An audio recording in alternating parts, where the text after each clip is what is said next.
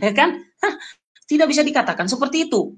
Iya kan? Tidak mungkin kakeknya duluan, cucunya duluan baru kakeknya. Iya kan? Tidak mungkin seperti itu kan? Ini mirip dengan kata ini. Kata Domingo itu sudah ada dalam bahasa Portugis, artinya kalau diterjemahkan dalam bahasa Latin disebut Dies Dominicus, artinya hari Tuhan kita. Perhatikan, hari Tuhan kita loh, bukan minggu loh. Artinya, hari Tuhan kita. Nah, kalau ini disejajarkan dan dikatakan bahwa Domingo ini dari kata hari Minggu, bisa saja. Karena hari Minggu itu disebut sebagai hari Tuhan. Ya kan? Tetapi kalau dikatakan baru ada kata Domingo ini setelah ada Dominicus atau Domingo ini, ya itu sama seperti tadi. Mau mengatakan cucunya duluan ada daripada kakeknya. Nama kakeknya Pak Ijo, cicitnya namanya juga Pak Ijo. Lalu ada orang mengatakan, cicitnya ini, Pak Ijo ini duluan ada daripada kakeknya. Yang namanya juga Pak Ijo. Ya kan? Nah ini kan lucu. Sampai di sini menjadi jelas bahwa si pendakwah ya dalam video viralnya itu sebenarnya tidak tahu apa-apa yang sedang dibahasnya. Karena itu saran dari Romo Jufrikano, alangkah lebih baik para tokoh agama, apapun agamanya, cukup membahas inti agamanya sendiri saja supaya umatnya paham agamanya tanpa perlu melompat pagar dan mencoba menerka ajaran agama tetangganya. Nah, itu pesan dari Romo Jufrikano. Jadi lebih baik kita membahas ya, lebih baik kita membahas apa yang ada dalam agama kita. Itu udah cukup buat kita loh. Jadi, buat apa kita bahas agama orang lain, ya kan? Nah, teman-teman, ini referensi dari Romo Jufrikano ya dalam buku Romo Niko Syukur Dister ya, Teologi Sistematika, yang kedua Ekonomi Keselamatan, ini saya juga pernah baca. Kemudian Iman Katolik, buku informasi dan referensi. Kemudian Katekismus Gereja Katolik yang diterbitkan di Ende Nusa Indah, dan juga dari buku Romo Pidiarto. Saya berharap, kenapa saya tunjukkan referensi ini? Saya berharap teman-teman yang menyaksikan ini bisa mengambil sumber-sumber ini ya, bisa membeli bukunya, atau juga Bapak Ustadz juga bisa membeli bukunya ya, supaya Bapak Ustadz nanti ketika ceramah lagi sudah ada modalnya, jadi tidak salah lagi kan. Pasti orang Katolik pun tidak akan berkata apa-apa lagi kalau udah benar kan. Jadi begitulah kira-kira ya. Oke, itu adalah penjelasan saya dulu, karena ini lama sekali penjelasannya. Saya izinkan juga teman-teman untuk bergabung ya. Saya berikan linknya di bawah. Oke. Nanti di bagian terakhir, nanti saya tunjukkan tentang asal dari kata-kata atau nama-nama hari itu. Oke Bapak Ibu, silakan bergabung di sini di StreamYard ini. Saya kirim di bawah live chat. Oke. Saya kirim di bawah live chat itu ada link untuk bergabung.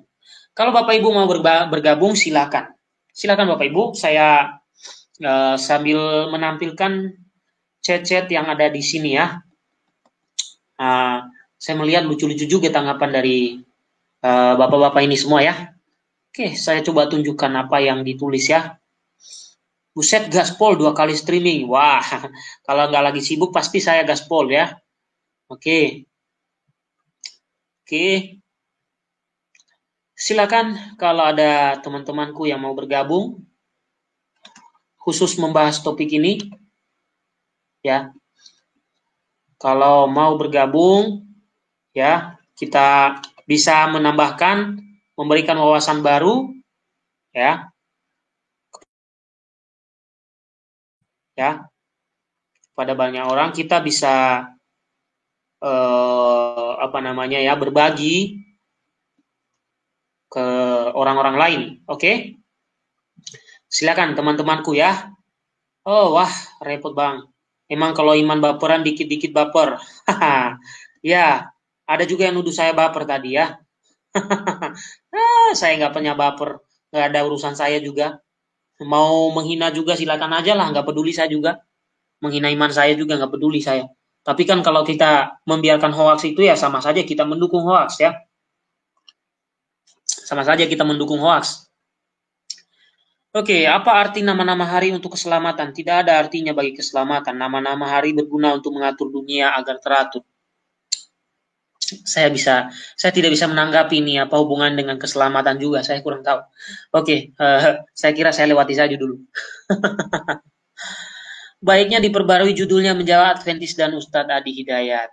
Oke, karena mirip tebar fitnah. Oke, ya, oke. Tanpa kita ubah judulnya, ya nanti mudah-mudahan juga orang Adventis ini bergabung ya. Nanti saya coba ganti nanti, poles judulnya ya. Saya ini bukan ahli bahasa teman-teman. Kalau ada ide dari teman-teman memberikan judul yang bombastis juga boleh ya. Yang bombastis itu begini Bapak Ibu ya.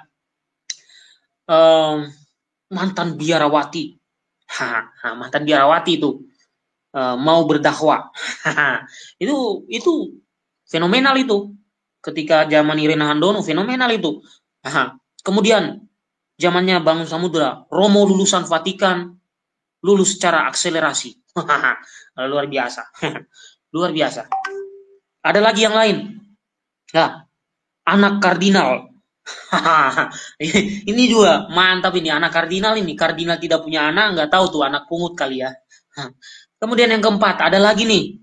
Oh, dia lulusan Vatikan School katanya. Wah, Vatikan School itu gede banget di sana. Di sana, di khayalan orang-orangnya maksudnya. Bukan di sana di Vatikannya, tapi di dalam khayalan orangnya. Gede banget. Nah, ya, itu akhirnya muncul begitu. Dari halusinasi itulah hasilnya begini. Karena menyebarkan halusinasi ya, akhirnya yang tersebar begitulah. Yang tersebar begitu. Oke. Oh, tadi saya sudah tanggapi ini ya. Ini saya dapatkan dari banyak orang. Banyak orang Katolik ini yang mengatakan seperti ini ke saya. Bahkan mengatakan jangan menghakimi. Giliran nanti saya balikan omongannya, mungkin dia akan baper nanti. Jangan menghakimi lah, jangan berdebat lah, inilah, itulah. Terus kalau Yesus mengusir pedagang di bait Allah itu, kira-kira menghakimi nggak? Nah, coba dijawab. Kira-kira menghakimi nggak? Kalau kita pakai pikiran lurus-lurus, terus setelah diusir situ, mereka cari makan di mana? Itu kalau kita nggak pakai pemikiran yang masuk akal. Kita hanya pakai, jangan menghakimi. Ya sudah, biarkan saja mereka jualan di situ, Yesus. Jangan dihakimi mereka sebagai menjual di bait Allah, karena mereka cari makan di situ. Lah, udah jelas-jelas salah kok. Kalau jualan itu di pasar, bukan di bait Allah. Ya sama, kalau mau jualan kecap manis itu, ya pakai sumber yang benar dong. Kalau mau menyebarkan yang benar itu, ya jangan nuduh-nuduh dong. Harus ada sumber dong. Jangan nyebarkan hoaks dong. Kalau mau kecapmu laku, ya tidak perlu juga ikut-ikutan ungkit-ungkit gereja Katolik dong. Nggak ada urusan kita di situ kok. Bahkan di dalam ceramah para pastor nggak ada tuh ungkit-ungkit agama lain.